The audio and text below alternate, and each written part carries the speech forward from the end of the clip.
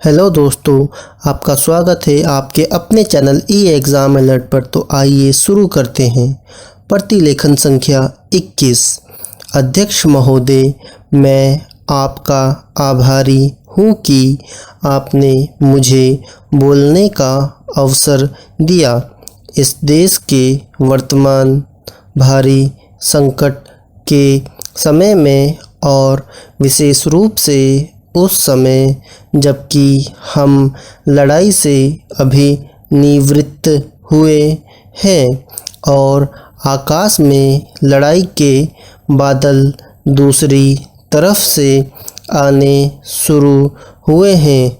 हमारे वित्त मंत्री ने जो बजट पेश किया है वे इसके लिए बधाई के पात्र हैं। यद्यपि भिन्न भिन्न पहलुओं को लेकर आलोचनाएं की गई है, लेकिन यदि उनकी कठिनाइयों को भी देखा होता कि राष्ट्र की किन किन संकटों का सामना करना पड़ रहा है, इस बात पर भी अगर मेरे से पहले बोलने वाले वक्ताओं ने विचार किया होता तो मेरा विश्वास है कि उनकी आलोचनाओं का आधार कुछ दूसरा होता।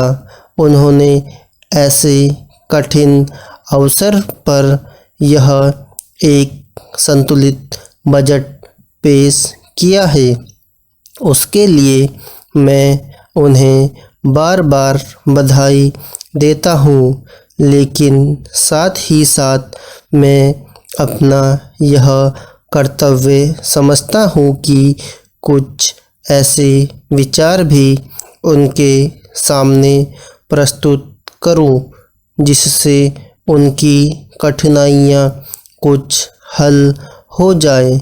उदाहरण के रूप में विगत 2 वर्षों में लेखा जोखा कमेटी में बैठने के समय मुझे ऐसा अनुभव हुआ है कि इस देश में 2-3 इस प्रकार की त्रुटियां मौजूद हैं जिनको दूर करने के लिए, जिनकी जांच करने के लिए यदि कोई एक कमेटी या आयोग बिठा दिया जाए तो राष्ट्र को, राष्ट्र की सरकार को, राष्ट्र के विकास कार्यों को और राष्ट्र की रक्षा व्यवस्था के लिए करोड़ों नहीं अरबों की व्यवस्था फौरन हो सकती है।